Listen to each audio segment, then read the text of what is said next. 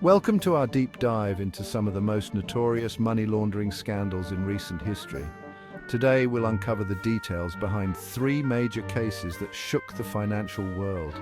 Now, I know what you're thinking. Money laundering? That sounds boring. And you'd be right if it weren't for the sheer scale of these operations. We're talking billions with a B, folks. These aren't your everyday nickel and dime schemes. These are intricate webs of deceit involving some of the biggest banks and most powerful people in the world. And the fallout is anything but boring. Our first stop takes us to the hallowed halls of HSBC, one of the largest banks on the planet. You might assume, with a name like that, they'd be all about sensible investments and prudent financial planning. Well, in 2012, it turned out HSBC had a bit of a side hustle going on. See, the U.S. Department of Justice discovered that HSBC had been playing a rather unsavory role in the world of drug cartels. We're talking Mexican drug lords, folks. The kind of people who make regular organized crime look like a bake sale. HSBC, it seems, had been turning a blind eye to billions of dollars flowing through their accounts. Money that was quite clearly the result of, shall we say, less than legitimate business ventures. We're talking about sums of money so large they could make your head spin. And what did HSBC do about it, you ask? Well, they promised to be more careful. Oh, and they paid a little fine, a mere $1.9 billion. A slap on the wrist, really, when you consider the kind of cash they were dealing with. Next up, we travel to Denmark, a country known for its hygge and pastries. But behind this charming facade lurked a scandal of epic proportions, courtesy of Danske Bank. Now, Danske Bank isn't exactly a household name, but trust me, they're a big deal. And in 2018, it came to light that their Estonian branch had been a bit naughty. For years, they'd been quietly funneling hundreds of billions of dollars. That's right, with a B again, from Russia and former Soviet states through their system.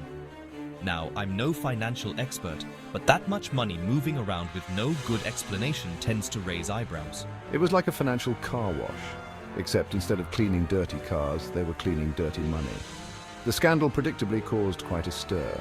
Heads rolled, resignations were flung like confetti, and the bank's reputation was left more tarnished than a brass doorknob in a haunted house. And there you have it, folks. The Estonian laundromat.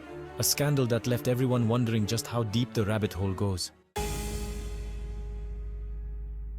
Finally, we come to the Panama Papers, a scandal so juicy it would make a Hollywood screenwriter blush.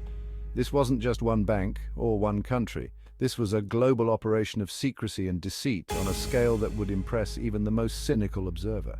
It all started with a leak, a massive leak of documents from a Panamanian law firm called Mossack Fonseca.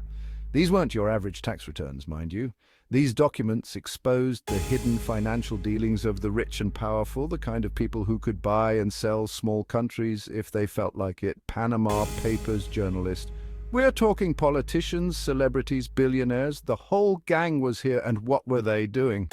Oh, just hiding their money in offshore accounts, dodging taxes like it was an Olympic sport, and generally behaving badly. The Panama Papers were like a giant spotlight shone on the shadowy world of offshore finance. And the revelations were not pretty. It turns out that when the super-rich say they want to level the playing field, they mean tilting it even further in their favor. These scandals, as shocking as they are, only scratch the surface of the global money laundering problem. It's a vast and murky world, and it's happening on a scale that's hard to fathom. But here's the thing. While the details may be complex, the solution is surprisingly simple. We need stronger regulations, greater transparency, and a global commitment to cracking down on financial crime. Because until we do, the dirty money will keep flowing, and the rest of us will be left to foot the bill. These scandals highlight the importance of stringent financial regulations and the need for transparency in the global financial system. Stay tuned for more insights into the world of finance and beyond.